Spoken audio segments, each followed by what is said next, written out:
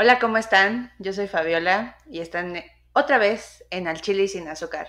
Y el día de hoy nos volvemos a poner internacionales porque vamos a empezar la plática con un amigo de la República del Perú, alias Perú, y él es John Fernández. ¿Cómo estás? Hola Fabiola, gracias por la bienvenida y saludos a todos los que nos escuchan a través de tu podcast, que tiene un nombre bastante curioso y que me llama mucho la atención. Al chile y sin azúcar. Exactamente. Pues aquí vamos a platicar, bueno, John es especialista en temas de comunicación, de oratoria, de neurolingüística y todos estos asuntos.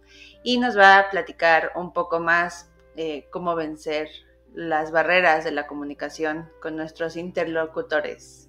Así que empecemos, amiguito.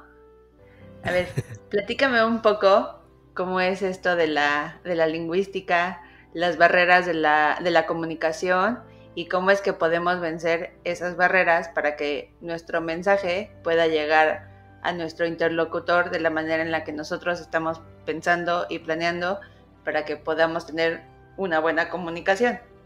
Es cierto, y eso lo hemos vivido y lo vivimos y lo seguiremos viviendo seguramente en diferentes escenarios, en nuestra relación con con nuestros compañeros de trabajo, con nuestros compañeros de estudios, con nuestros vecinos, en nuestro grupo profesional en el cual nos desenvolvamos. Entonces, en este sentido, hay algunos aspectos que muchas veces nos limitan para poder eh, entablar esa comunicación fluida o poder de alguna manera expresar nuestras ideas y tener una mayor receptividad por parte de nuestros interlocutores. Entonces, una de las cosas que he estado manifestando y siempre lo doy a conocer a través de las diferentes charlas y conferencias que tengo la oportunidad de brindar, es que muchas veces nosotros no somos empáticos.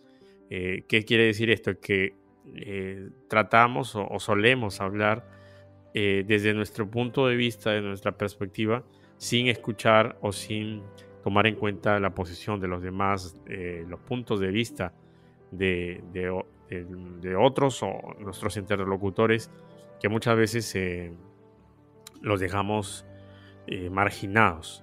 Y esto pasa no solo en nuestra vida profesional, sino también en ámbitos como la política, eh, en ámbitos sociales, y muchas veces nos genera un gran problema que ya trasciende las fronteras solamente de la comunicación. En ese sentido también habría que tener en cuenta que nuestro lenguaje no es solamente verbal. Si bien es cierto, se tiene ese estereotipo que la comunicación es principalmente verbal, es decir, a través del uso de palabras o textos escritos, pero también hay que tener en cuenta que mucha de nuestra comunicación diaria comprende un lenguaje no verbal o un lenguaje paraverbal, que incluso es mucho más en porcentaje, mucho mayor que el lenguaje verbal, que solo abarca un 7%. El restante 93% lo abarcan también otros aspectos, como por ejemplo el tono de voz, los gestos, la forma de pararme, la manera de mirar, eh, la manera de moverme en un escenario, en un determinado ambiente, nuestro lenguaje corporal, digámoslo así, que es aquello que también marca nuestra relación con los demás, nuestra relación con un escenario, con un grupo al cual me estoy dirigiendo. Obviamente barreras comunicacionales hay muchas, y precisamente una de las labores que cumplimos nosotros, bueno, quienes realizamos la función de coach o de mentores, es enseñar a personas que quizás no manejan mucho estos temas por diferentes motivos a mejorar esa capacidad de expresar, de comunicar, de llegar, de persuadir, de transmitir hacia las otras personas todo esto que muchas veces lo tenemos en la mente, pero no sabemos articularlo, no sabemos ordenarlo para poder transmitirlo hacia los demás. Sí, fíjate que a mí me ha pasado varias veces que, por ejemplo, quiero decir algo a cualquier persona, lo que sea, en un trabajo, un amigo, lo que sea. Y como que tengo que, como que hilar mis ideas con mi boca, no sé. Y luego es como, chale, ¿qué iba a decir? O cómo le tenía, o sea, ¿por qué toma a mal algo que le estoy diciendo como para su bien? No sé si me explico. Ujú. Entonces creo Claro, que también influye, o sea, como tú lo acabas de decir, el 93% de la comunicación es el lenguaje no verbal. Entonces, a lo mejor llego como muy así, como muy brusca y lo digo según yo en un tono tranquilo y cuál, y eso se prenderá a la gente y así de, no, no me hables así, pero si yo estoy tranquila, ya sabes. claro, claro. Lo que pasa es algo que nosotros habíamos estado conversando fuera de micrófonos antes de esta charla. Quizás también allí entra a tallar muchos temas como por ejemplo las experiencias personales, los modos de las crianzas, la manera en que fuiste educada, incluso también el tema de nacionalidades influye mucho en esto, porque, por ejemplo, los españoles, tú has podido de repente escuchar a través de diferentes programas televisivos que nos llegan, son mucho más expresivos, como que pareciera que gritaran y que estuvieran todo el tiempo encendidos.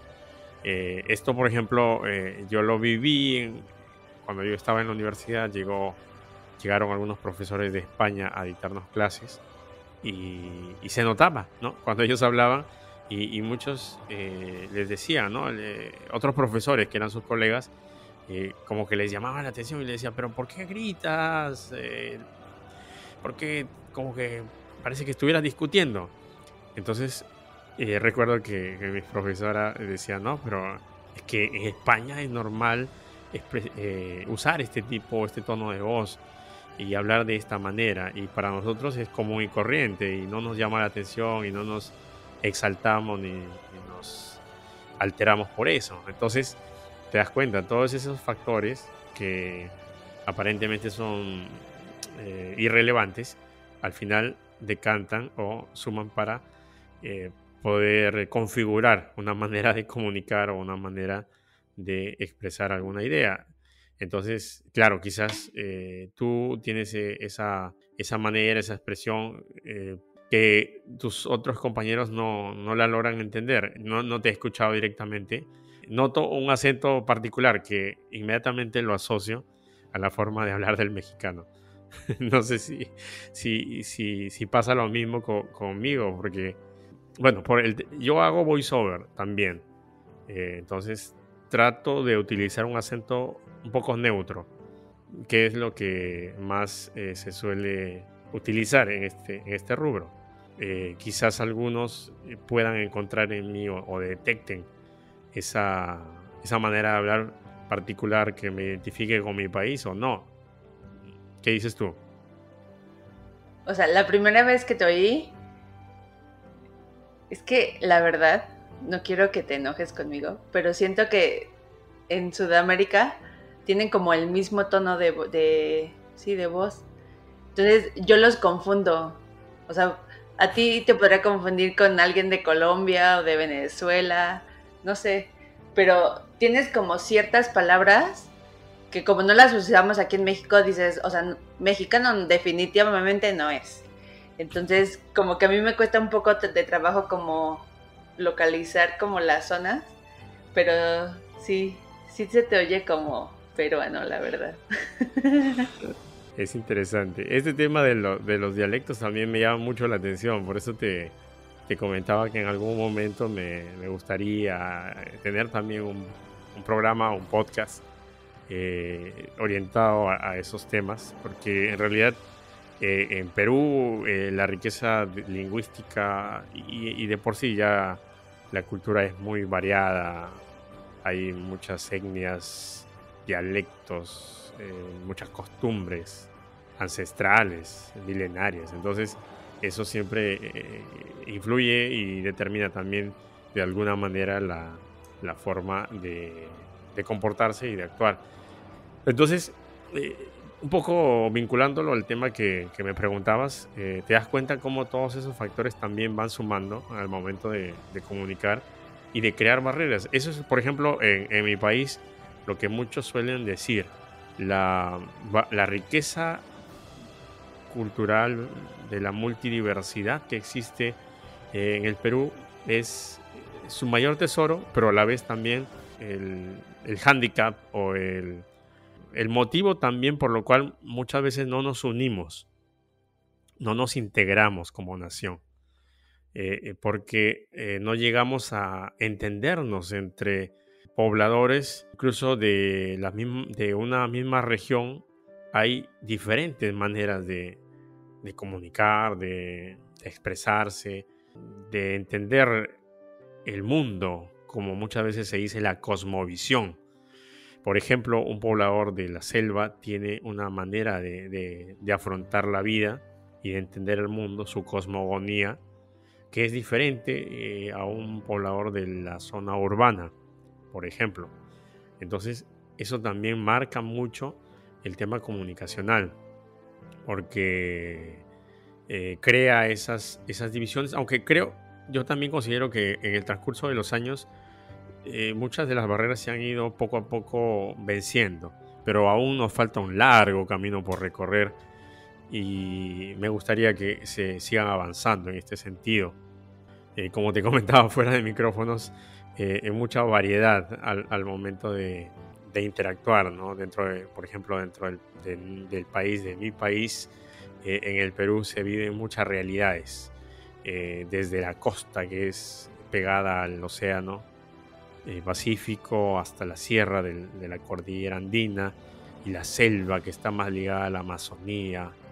Entonces, cada cual tiene su forma de interactuar y de enfrentar la vida, que es muchas veces también aquello que nos va marcando y va creando esa variedad y a la vez también ese distanciamiento en muchos casos porque no llegamos a comprendernos del todo en algunos aspectos.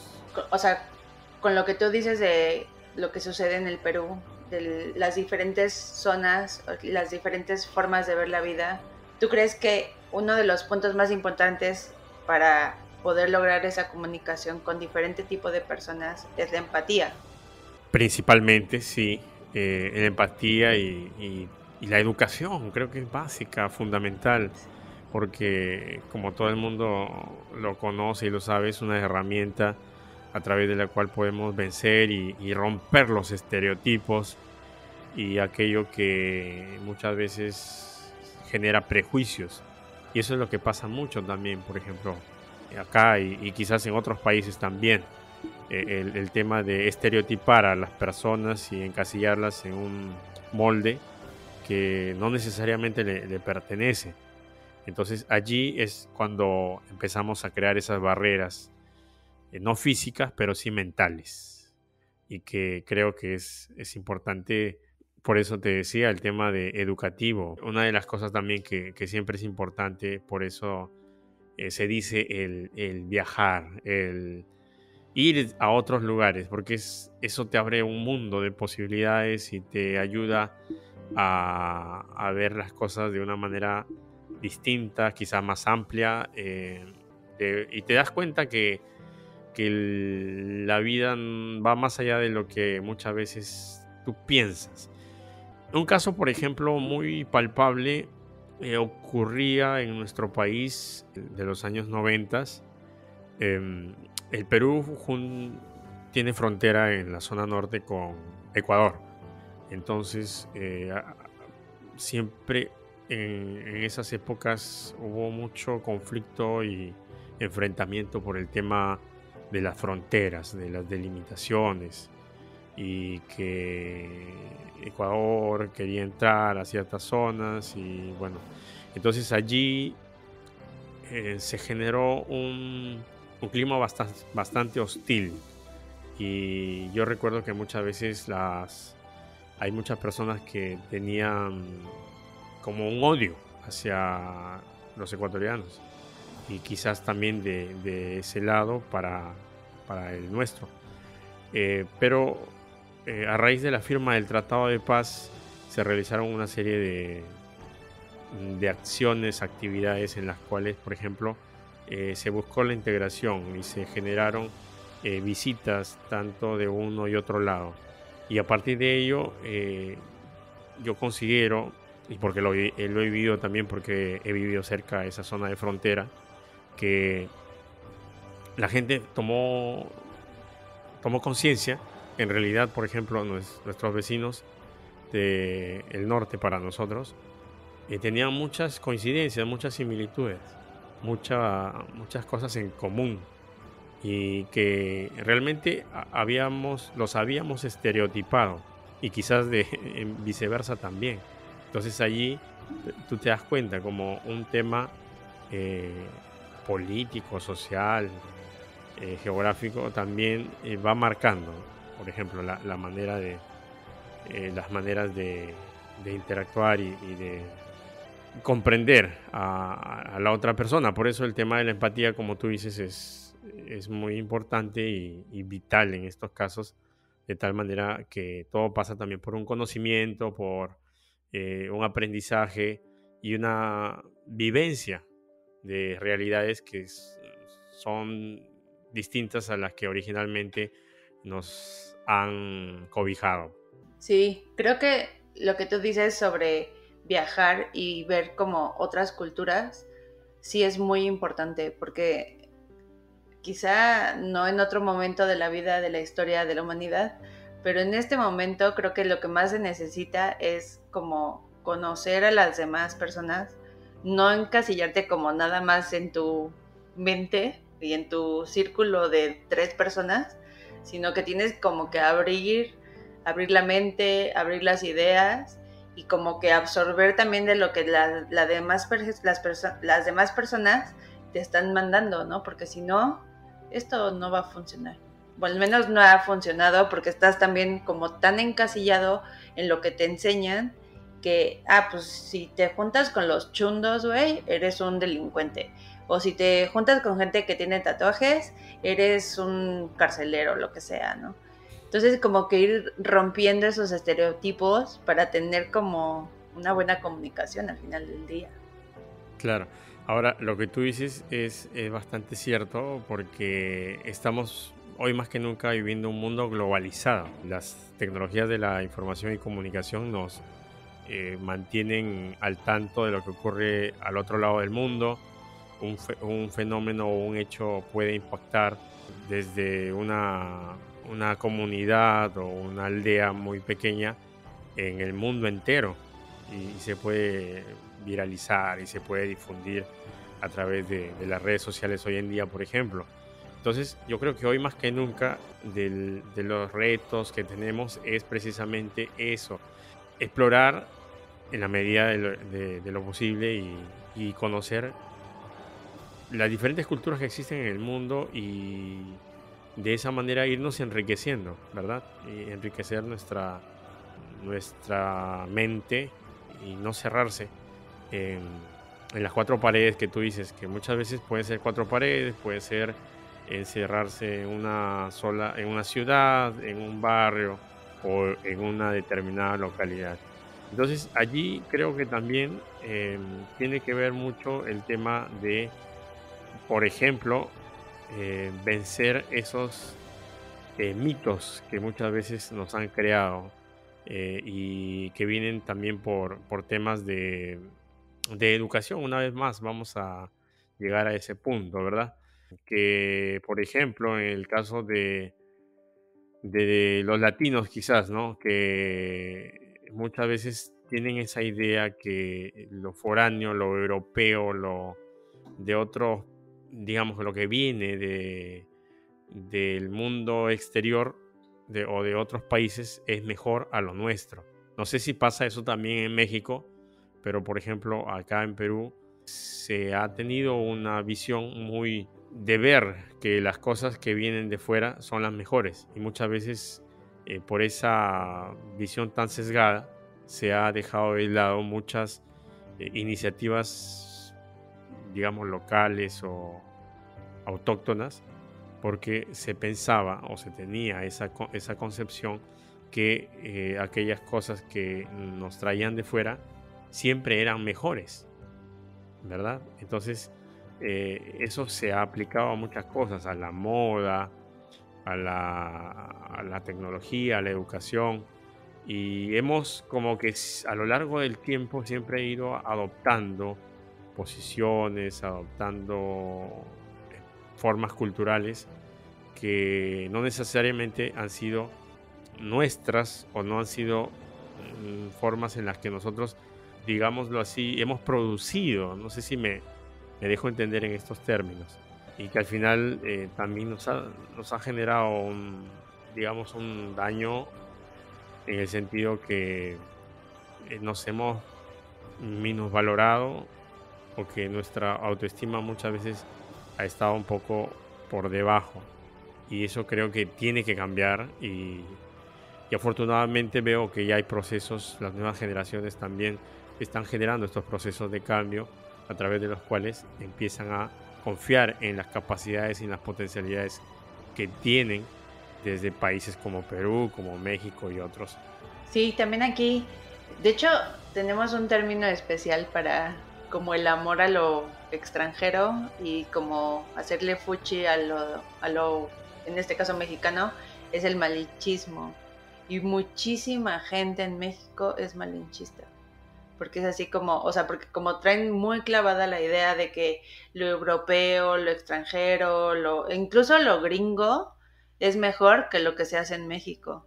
Y eso creo que también, a pesar de que estamos en un mundo globalizado y que ya estamos como muy al tanto de lo que está pasando alrededor del mundo en tiempo real, nos hace daño localmente porque estás como desechando y desechando y desechando y haciendo menos a lo que está pues, dentro de tu país, ¿no?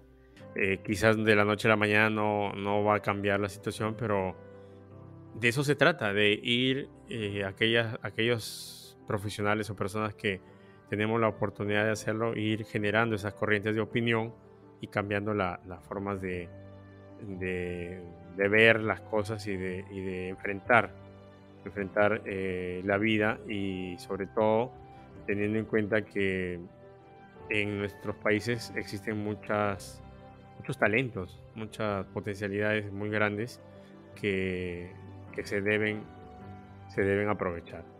Entonces, quizás ligando también esto al tema de la comunicación, es importante también tener en cuenta que debemos siempre tener esa escucha activa, esa empatía ligada a poder ponernos en la piel de los demás para de esta manera transmitir aquello que nosotros tenemos pensado y tenemos en mente, pero que muchas veces nos cuesta articularlo. Y como tú ya decías, los ejemplos que me dabas desde el punto de vista por ejemplo, tu relación con tus compañeros de trabajo. Y la comunicación es un tema que lo tenemos por naturaleza todos los seres humanos y está presente en todos los ámbitos de nuestras vidas. Muchas veces eh, sucede eso, que lo dejamos allí, como que no le tomamos mucha importancia. Y de repente allí nos hace falta enfatizar en esos aspectos para poder mejorar en estos ámbitos que nos sirven mucho y que muchas veces marcan un hito entre poder tener éxito o poder fracasar. Exactamente.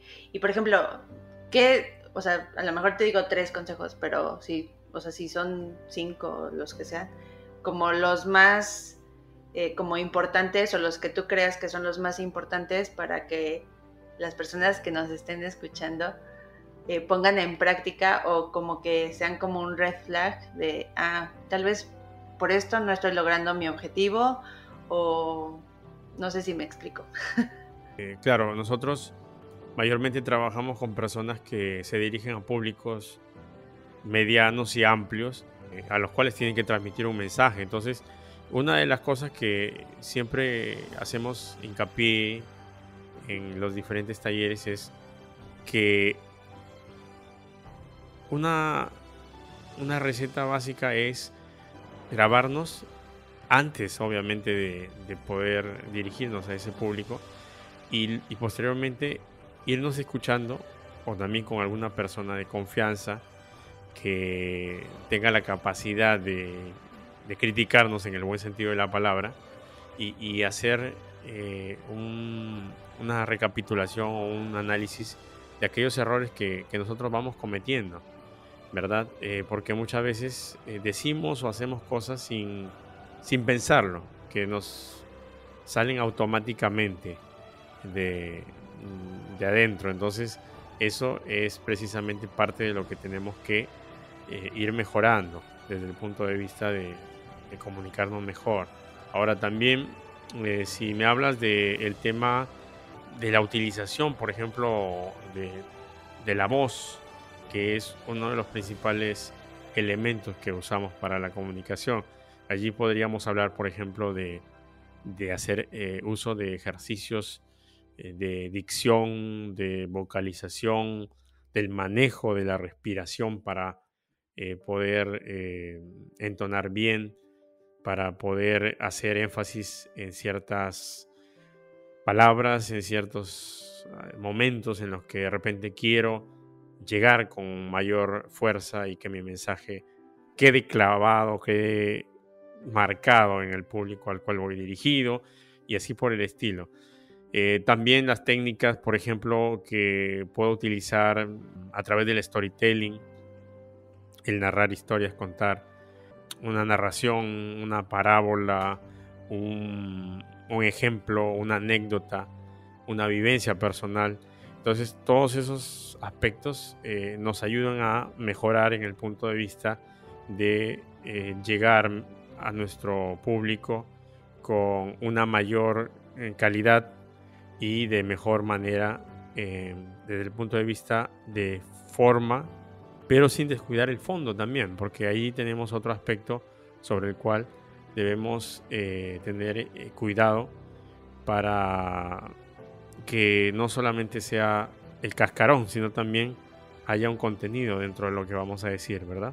Oye, estuvo súper buena esta plática. La verdad es que, a pesar de no tenerla como planeada, salió creo que súper bien, ¿no crees? Sí, me parece muy bien. Te felicito por esta iniciativa. Creo, bueno, he seguido muchos de tus capítulos y realmente he podido observar un crecimiento.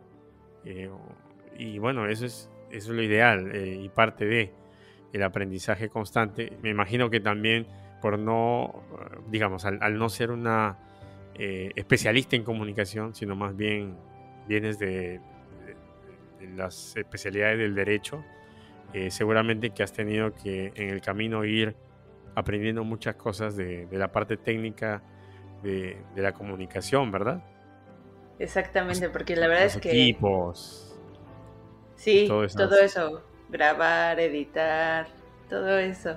Pero está padre, me gusta. Ujú.